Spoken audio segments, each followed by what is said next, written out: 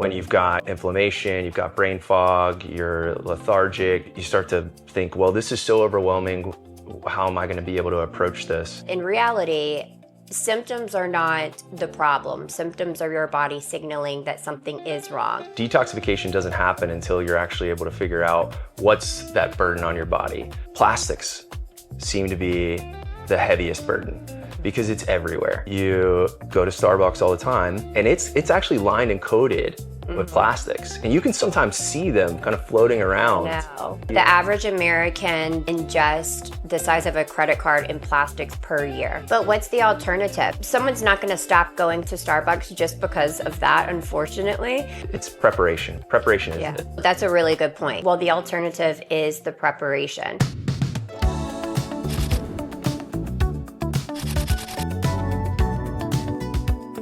Welcome to Balanced Conversations. In this episode, we're going to be talking about several different pillars of health and wellness, but we'll definitely try to keep it as concise as possible. Don't forget, like and subscribe below. In the practice, we get a lot of questions, and one of the major questions that we get is, I have all of these symptoms. How am I going to address them? So it's like kind of overwhelming. And I think that that's a fair question. When you've got, inflammation, you've got brain fog, you're lethargic, you start to think, well, this is so overwhelming. How am I going to be able to approach this? And I think it's kind of simple the way that we break it down, from the standpoint in our clinic. Symptoms are kind of your body signaling you that there are some major issues going on from an organ system standpoint. And so we typically will evaluate, is there inflammation in your body? How's your blood sugar? How's your gut? How's your stress level? What kind of toxins burden do you have in your body? And your sleep. And once we kind of pick those apart and address them by getting lab work and creating a full treatment plan, then that makes it a little bit more digestible, because it's usually those core things, when you address them, that most of those symptoms go away. Sleep, gut health, inflammation. Yeah. One of the things that I've noticed is that people will get a diagnosis, right? It could be a chronic or acute diagnosis, but usually a chronic diagnosis. And then every symptom that they have, they'll attribute it to that diagnosis. So they'll say, oh yeah, well, I'm having all of these other issues because of this diagnosis. But really, it might be, yes, you have that diagnosis, and that's why you have these several symptoms. However, there's other things probably going on in your system that need to be addressed, but they just chop it all up to, well, there's nothing I can do about it. I have this chronic diagnosis and every symptom is because of that. But in reality, symptoms are not the problem. Symptoms are your body signaling that something is wrong. And it's not always just one thing that's wrong. It's sometimes several different things that are wrong, and different symptoms are because of maybe a variation of the three main things that are wrong. Yeah, so I think that when we really boil it down, and I love talking about this, detoxification is kind of the core thing. And detoxification doesn't happen until you're actually able to figure out what's that burden on your body. Where are the exposures coming from? And when we kind of break it down into categories, typically, and especially me, when I did my tox test, and I've looked at other tox tests from patients that we have, plastics seem to be the heaviest burden because it's everywhere. So whether it's canned foods, whether it's, and I used to do this a lot and I don't do it anymore, but frozen meals. Remember how big frozen meals were? Yeah. And we would go take that frozen meal that was wrapped in plastic, put it in the microwave, not heat stable, put it in a microwave, nuke it, and let those plastics just melt into our food, and then we're ingesting it. And I was doing it a lot. And I remember a lot of times there would be those meals where you don't even take the plastic cover off. You just cut a slit in it. Yeah. So that's literally, being melted into your food. Yeah. And then you're like, oh, you couldn't like just eat the plastic then. Yeah. And then, not to shame Starbucks, but, we're drinking out of a, ceramic cup or whatever, but you go to Starbucks all the time and you get that warm coffee and it's actually lined and coated with plastics. And you can sometimes see them kind of floating around in your coffee. And I love coffee. You love coffee. But I'm like, Starbucks is a major exposure for plastics. And we've talked about this before. You said what? It's like a credit card that you ingest. The average American ingest the size of a credit card in plastics per year. Yeah. And those stay around forever. They're kind of forever chemicals. They're really, really, really hard to get out of your body. It can be done. And we can kind of talk about what those things are that we can do to approach it. But plastics would be one of them. But what's the alternative? So because someone's not going to stop going to Starbucks just because of that, unfortunately.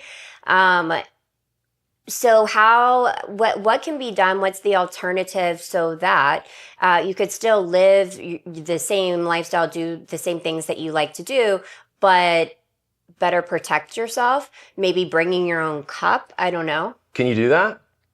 I'm sure that you could. I think you probably can. Maybe. Yeah. I mean, so preparation is key. So if you're preparing yourself, like even when it comes to meals, I'll go in and at lunch, I'll reach for things that are a little bit easy. They're accessible versus the things that if I prepared came with a lunch in my, glass container that was prepared with organic foods.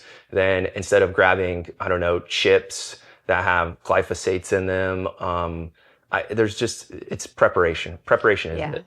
Well, so that's a really good point. Preparation. So what's the alternative? Well, the alternative is the preparation so that you don't have to be exposed to all of the plastics and frozen meals and terrible things like that. What are the 4 P's? It's prior planning prevents poor production. 5 P's. Is that what it is? Prior planning prevents poor production.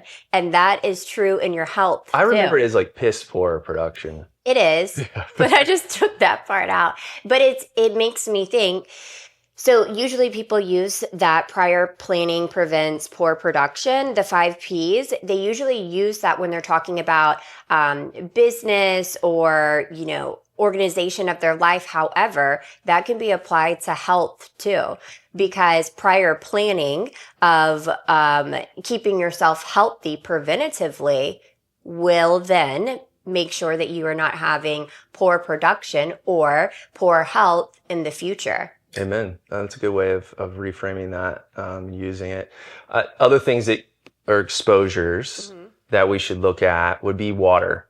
So, I have reverse osmosis in my house. I add back in minerals because when it's stripping water pretty much of everything. And so you do need to add back in minerals to water that is filtered. But, another thing is... And I have a water filter too at my house. I got one when my daughter turned 1, old enough to start drinking water. And I was like, it's funny because I never did it for myself. But then as soon as I had my daughter, I care a lot more about her health and wellness, focus more on it than I was focusing on my own.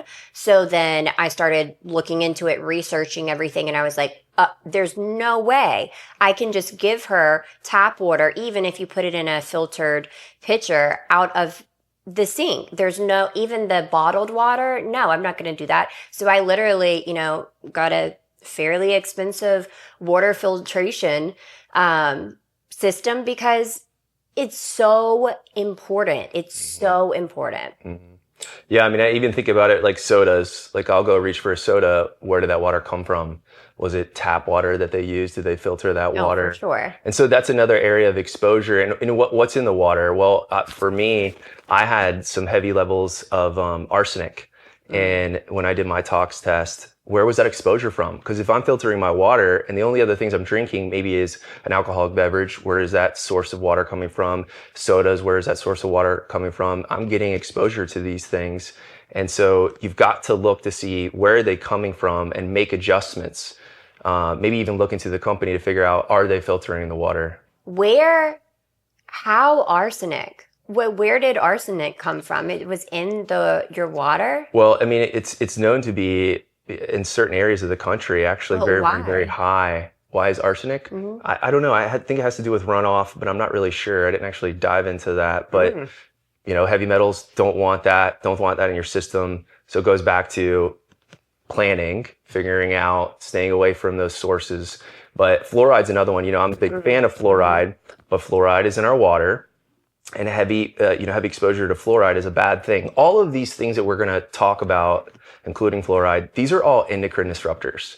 So they can affect the thyroid, they can affect hormone signaling, and we see sometimes even plastics, they mimic estrogens, and we know what estrogens can do in the body. So I would definitely filter my water. So, and obviously, men do not need to be estrogen dominant. And so, just them drinking unfiltered water can add estrogen, can affect their hormones. Can affect their hormones. It's a hormone disruptor for sure. Other things that are toxin exposures is, from your diet. So think about even foods, the agricultural industry. What are they treating foods with? So pesticides, glyphosates, which have been a huge thing, and it's a known carcinogen. So it causes cancer. And so kind of paying attention to your food. If you can, buying organic. There's certain, produce items that you really want to pay attention to. And I'm sure you can find that on the internet. But I typically buy all organic and make sure that I'm controlling that, because food is medicine. I think it's even more important than the things that we're doing, because you're having a continuous exposure to food all day long. Every single day you have to eat. And well, in America, you do all day long. Yeah, we've talked about that before. But yeah, food being just that constant thing. I mean, you don't have to take a peptide every single day, but you do have to drink water every single day, and you do need to eat food every single day. So make it your medicine by choosing the right things, organic, and finding out where it's sourced from. You know what is a great idea is finding where your local butcher is too. Because absolutely with the fruits and vegetables, organic is going to be ideal. However, it's not a complete fix, but it's true. Meat from the grocery store, even from, the fancy grocery stores, it still is packed with hormones. So if you can find the closest butcher to you, that really is the way to go. I bet that if someone did a test with themselves and they ate only food from the grocery store, only meat from the grocery store for a month, and then the next month they ate only meat from a local butcher, I bet you they would have a lot more energy, less brain fog, less fatigue, less feelings of bloat, less sickness. I bet you that just that alone, eating good sourced meat would be a huge benefit to someone's life. Yeah. I mean, I do grass-fed, grass-finished beef. So there's how much of that is a marketing tactic to make it a bit more expensive than it actually is what it says it is? You know what I mean? I do always wonder. I think that's a deep, dark path that we could go on about what the food industry really is doing. Yeah. But, marketing is everything, right? They got to sell meat. Right. And so maybe there is something to it. They give them a couple pieces of grass and they're like, grass-fed. Put the stamp on it. Yeah, that's true. Other exposures that we have, can you name a few? Well, so air quality, especially if you live somewhere next to like a paper mill or some big manufacturer, you're going to be exposed to toxins environmentally, also in your soil, the grass. There's lots of, legal cases out there about manufacturers getting sued by people because they came and set up a manufacturing facility in a certain area, and then all of the people in a certain radius of that manufacturer got some sort of chronic illness or disease. And so it all went back to either there was air pollutants. I would say that would be the least case scenario, or actually like in their water, in the soil, in the grass, everything like that affects you. So yeah, and to that point, you're talking about things that are near you that could have quote unquote runoff or disturb you without you really knowing. I mean, EMFs, that's a huge, I would consider, toxin burden. what is that again? That's the Wi-Fi Wi-Fi, yeah. So like 5G, there was a lot of talk about that in the beginning when all these 5G towers were going up, but they're so powerful and they penetrate, and that the frequency or wavelength or whatever that they put off it's not native to the body. The body's not familiar with it, and it actually causes, DNA damage. And that kind of, and some people are super sensitive to it, that they're kind of ill. They get all the symptoms, brain fog, lethargic, all that when they're next to these things. I remember when I was in, living in East Atlanta, I had a huge tower next to my house. And so I did everything possible to mitigate that. And then you also got to think, you got Wi-Fi all throughout your house, you got your phone, you've got all of these devices. And there are things, there's some published research around Aries Tech as little small devices that you can wear to kind of mitigate that, disturb that signal that's coming in, and hopefully prevent some of that damage. Well, you have to think of it this way. Your body is also a tower of electricity. So there's electricity flowing throughout your body, signaling throughout your body constantly. Obviously, that's literally how we stay alive. So it's like bringing a crazy big tower right by your house full of electricity, and then you are too. So of course it's going to disturb your electrical signaling and pathways, because a giant just came in and is taking basically or emitting all of this power, and your body doesn't need all of that. We produce the amount of electricity that our body needs naturally. And so you add in, you're just being blown with electricity. It's basically like, if you use a blow dryer that is super, super powerful, and it's like a leaf blower instead of an actual blow dryer. That's what it is living by a tower. Yeah. Right? Yeah, that's a good example. You love my analogies, I know. Yeah. Yeah, no, and I think to another thing that you can do is PEMF, kind of recharging your system, your cellular charge, and also grounding. I mean, just putting your feet on the ground or using a grounding mat, these kind of get you back to the normal state that you need to be at from an electrical signal standpoint versus that disturbance that's being done by all of these things. Is there any way to test that as far as like blood work or anything like that? Is there any way to test if you're being overstimulated with electrical signaling from cellular towers and that kind of thing? That's a really good question. I think they did some blood chemistry analysis on that, and they noticed that when you have these non-native EMFs disturbing you, that your blood started to cluster and clump, meaning your red blood cells. And then when they were able to mitigate it by grounding or whatever, that they spread out and they were able to get the full surface area and oxygen exchange, which is what you want your blood cells to be, not all clumped up together. You want them to be able to actually do what they're supposed to do.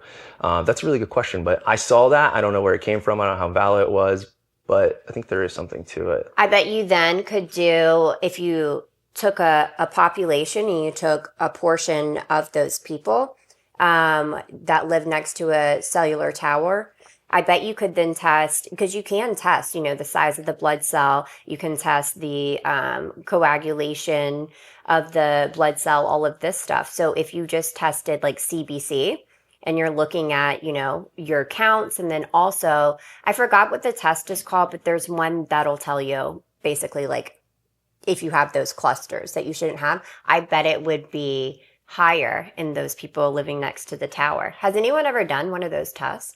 One of those like observations or trials? No, I don't know. We'll have to we should do that. We'll have to look that up.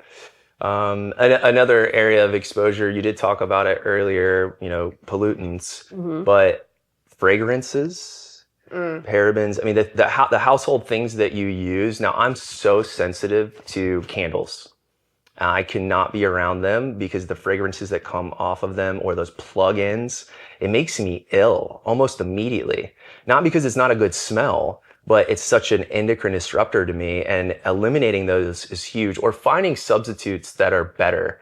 So I don't know what it is, whether it's beeswax or something. So there's other options for candles if you do want to use candles, and maybe stay away from all these fragrances. But fragrances are in everything, especially with women. I notice everything's got to have a smell, or even our laundry detergent. Right. I'm like, I use unscented, and my wife is like, absolutely not. And I'm like, well, she's like, I want my clothes to smell good. Well, I'm like, I kind of don't want those fragrances because they disturb me. Yeah. You're very sensitive to fragrances. That's odd. I can't live without candles. So that's something that I'm just going to have to, deal with if it, is disrupting my endocrine system, because it helps my mental health. I have to have my calm, peaceful environment all set up exactly the way that I need it to be. It's my, little oasis when I get home, and candles are part of it. So there's no way that I could go without my candles. So, and then some of these toxins, they get into your fat cells. And then they stay there, right? And then if you go through, your healing process or weight loss journey, and you start to break down those fat cells, now you're releasing those toxins back into the body. So let's kind of talk about, well, how do we detox ourselves? Do it slow, and do it under guidance of, a medical provider, which is, what we do. And I know you've got some that you love for detoxification, but one for me has been Cellcore. I've talked about it before, but basically binders that are going in and attaching to, heavy metals or whatever it is, and kind of binding to it, collecting it, allowing you to excrete it. So in order to get it out of the body, obviously you have to have movement, bowel movements, urination. So you're hydrating, making sure you're getting good dietary fiber to move the bowel, and then also sweating. You know what that reminds me of? Here comes another analogy. It reminds me of, the baskets on a tennis court, and you just put it on top of it and it picks up the balls automatically. I forgot what it's called. My husband, he's a tennis pro, so he uses it. But it's a basket. You just put it on top of the tennis balls, like when you're, feeding balls to someone. And it picks up all of the tennis balls just automatically. So the Cellcore that you're talking about, and it goes and binds to the toxins and then gets it out of your system, reminded me of that. So just thought I would throw that in there. Thank you for the tennis analogy. The analogy queen. So another one, glutathione. That is my favorite. So I recently got a cold. I don't know. I didn't test, so I'm not sure what it was. I got some sort of seemingly viral infection, upper respiratory, and felt absolutely terrible, had a fever, and I rarely get fevers. So when I get one, it feels really intense. Very congested. So I did 1 ml, so 200 mg of glutathione. And then I did 200 mg of NAD+. The NAD gave me the energy to go through the day, get done what I needed to get done. The glutathione, I didn't realize till the next day, but I woke up the next day and I felt nearly 100% better. And I was like, well, let me stay on top of this. So I did another glutathione and another NAD shot. And by the third day, I was completely well. And so glutathione is absolutely amazing because it is the master antioxidant. And so you have all of these free radicals floating throughout your body, and glutathione is the one that goes in and with the antioxidants and basically cleans out the free radicals. Now you need some in your body, but not as many as we usually have. And so I am fully on the glutathione boat. I believe in it more than I ever have before with this recent illness that I had and how quickly it worked. Because you don't realize how well something works until something goes wrong, and then that actually does help and improve it. Because if your baseline already healthy, good, well, there's no illness that you're dealing with, then sometimes you don't realize it as much how well it actually is working inside of your body. Another one I really like is NAC, N-acetylcysteine. Yeah. really good for kind of upregulating glutathione production, and then also detoxification, supporting kidney, etc. So I use that daily, and I think I used maybe 1,000 milligrams daily for that.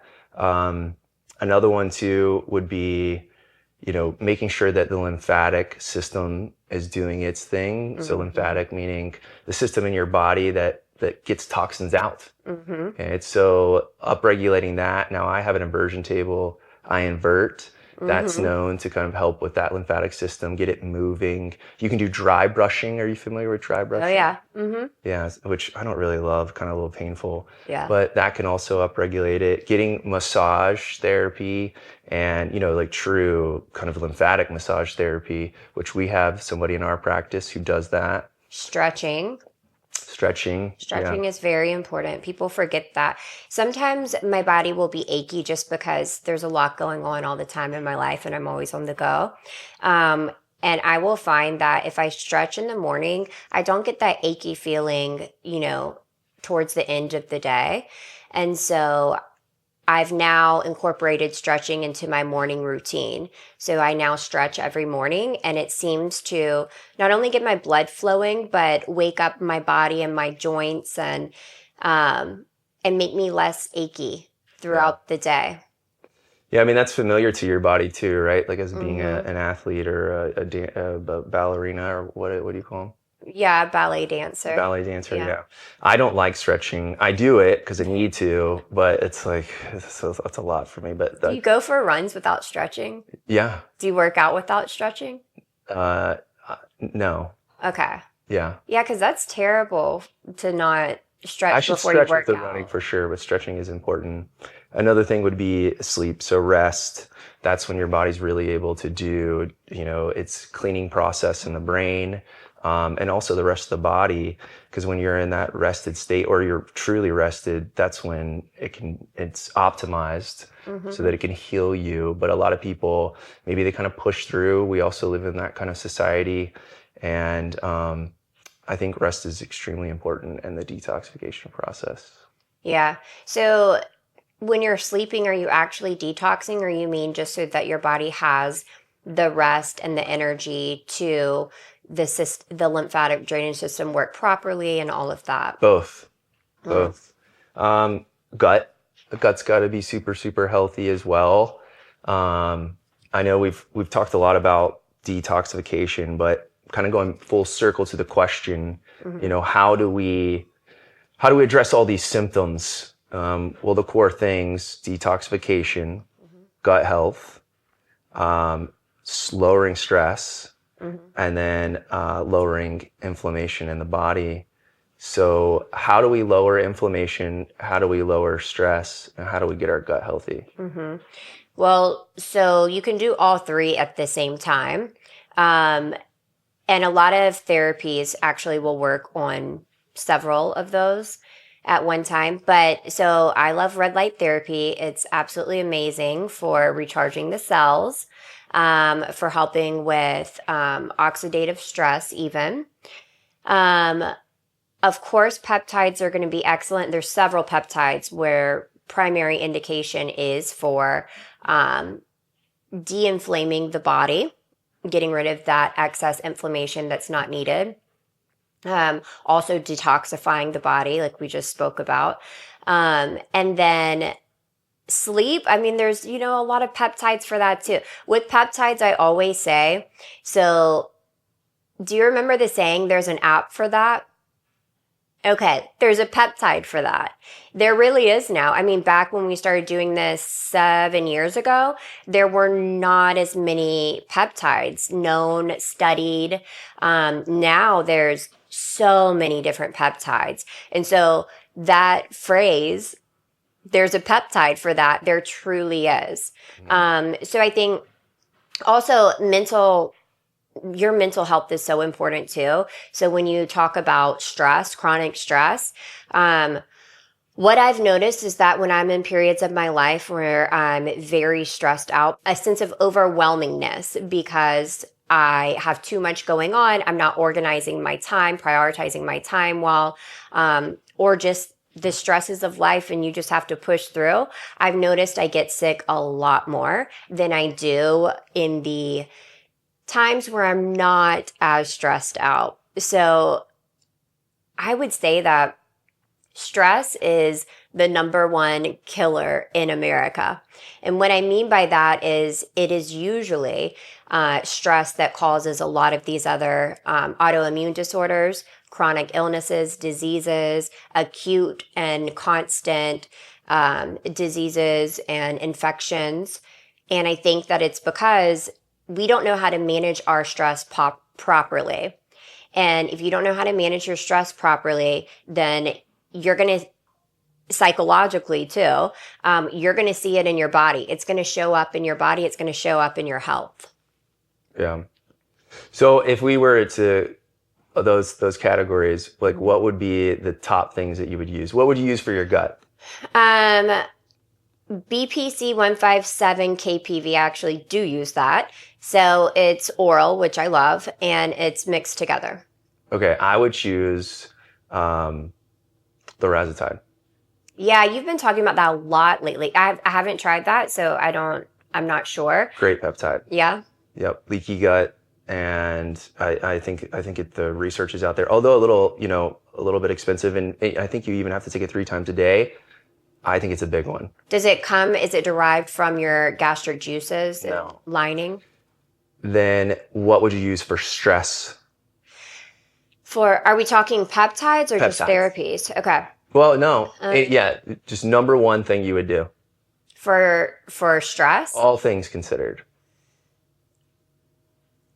So, honestly, what I'm doing now, the 2 hours in the morning, that's just me in silence. And I do grounding. I actually stand there in the sun. I pray. I have time to myself to set up my day. So that's been the biggest play in, my day now is those 2 hours in the morning. I mean, if I don't have it, my day is... I can tell you're a little different when you don't have it. And then you kind of talk about it too, like, I didn't get my time. Yeah, I have to reset. I mean, as a busy working professional and mom, if you don't make the time, no one is going to give it to you. Mm-hmm. So I schedule my 2 hours in the morning, 5 a.m. to 7 a.m., the way I would schedule a meeting. And I do not miss it. Every once in a while I do. And if I do, then I know already, I'm like, this day is not going to be organized. I'm going to feel chaotic. I'm going to be reactive. My stress is going to be really high. I'm going to have trouble sleeping tonight. Okay. And it happens every time. What would you do for stress? Well, you front load yours. I back end mine. So I do all of that. My time is from 8 to 10 every single night. So morning, I have to get up at 5:15 in the morning, and it's go time. And you have to leave the house. I have to leave the house. Yeah. I have to drive very, very far. I have to do my note. I mean, so there's a lot to the morning that doesn't allow me that kind of time. I mean, I do have a small little bit of space for the drive, and that's when I spend time with God. But on the back end of my day, that's when I'm doing biocharger, red light therapy, PMF, hyperbaric chamber, stretching, meditation, spending time with my wife. Like that right there is how I kind of lower the stress level and get me prepared also for bed, which rest is the most important thing. And then I can start the next day, and I've got all my energy and I'm ready to go. My stress level's low. So we did stress, we did gut inflammation period overall. So I do red light bed every day. Luckily, I'm right there. It's literally 2 feet away from my office in our clinic. So I do red light therapy. That's been a game changer for me as far as inflammation goes, skin, hair. I have more energy because it works at the mitochondrial level, so it recharges the cell. It's only a 15-minute session. I'm very busy. I feel guilty if I take longer than 15 minutes to do anything for myself. So that quick 15 minutes in there has changed everything for me as far as inflammation goes, stress goes, gut health goes, everything. Yeah, I don't know. Inflammation, that's a tough one for me. I mean, I think the red light definitely is a game changer for lowering it overall, but... Hyperbaric. I think hyperbaric too. I don't know. I think that Oh, I know one. I know what it is. For inflammation overall, it's literally diet. So my Oh, gut is yeah. so sensitive when I don't have my diet, like, I'm not geared in and ready to go, eating the right things. It's the smallest thing. If I get seed oils or I introduce maybe alcohol or, bad foods, then I'm inflamed, and it's probably 24 hours before my body's able to get back to its normal state. And I'm systemically, like, all the things that do hurt me and bother me, and just my overall state is worse. I'm more inflamed. Well, let's break that down a little bit, because I would argue that most people have no idea that their body is more inflamed than it needs to be, right? You, because you're very deep into wellness, you know when your body is inflamed. But for people that, are not as engulfed in wellness as we are, what are some signs of inflammation that they can watch out for and then know that they need to address? I think usually what comes with it would be these symptoms, right? So I've got that brain fog. I can't really focus. I feel lethargic. I don't have that same drive throughout the day. Achy, I had back surgery. I've got issues with my knee. Those start to flare up. Iggy? Huh? Who's Iggy? You said Iggy? That's a symptom of inflammation? No, I said my back hurts and my knee hurts. What did you hear? You said icky, my back, my knee. I don't know who You that gotta get is. your hearing aids. Yeah, maybe that's a sign of inflammation, neuroinflammation. Yeah. Yeah, no, I feel worse. And also my skin doesn't look good. I might have outbreaks. I feel and look older. You ever just like look in the mirror sometimes and Yes. you're like, this is not a good day. I think I'm pretty inflamed. I didn't treat my body well. And then when you treat your body well consecutively for a few, 3 days, and all of a sudden you look at your skin, you're like, all right. One of the biggest ways to tell if you are inflamed or not is on your skin. So your skin tells you what's going on inside of your body, the health of your system internally. So if your skin is getting, for instance, a lot of people with autoimmune disorders, when they have flare-ups, they'll have rashes on their skin. They'll have different issues with their skin. And so they'll know, oh, I'm about to have a flare up, or, this is the flare up. And so I think one of the easiest ways to tell, and visual ways to tell if you have too much inflammation in your system, is simply by doing a quick like skin check. And then also, is your skin reacting more sensitively than before to certain environments, cold weather, hot baths, that sort of thing. Workouts. And if it is, then that might mean that there's some underlying inflammation that needs to be addressed, and underlying to the point where it is literally trying to get out of your system and coming out through your skin. And so the last one, sleep. Oh, the Number biggest one thing for thing. inflammation, I want to say this really quickly. And we both didn't say it, and I don't know how we didn't say this. Saunas and detoxification. Saunas can add 7 years to your life. They did a bunch of studies, I think it was Sweden, but saunas are a game changer, because your core temperature is going much higher than it's usually at, which means that it's, sweating, it's getting those toxins out, it's helping with inflammation in the system. I think that saunas, like if you don't do anything else, I think that the one thing that you should do is saunas. Yeah, but you got to be careful though. I'm a huge fan. Here's a little caveat: fertility.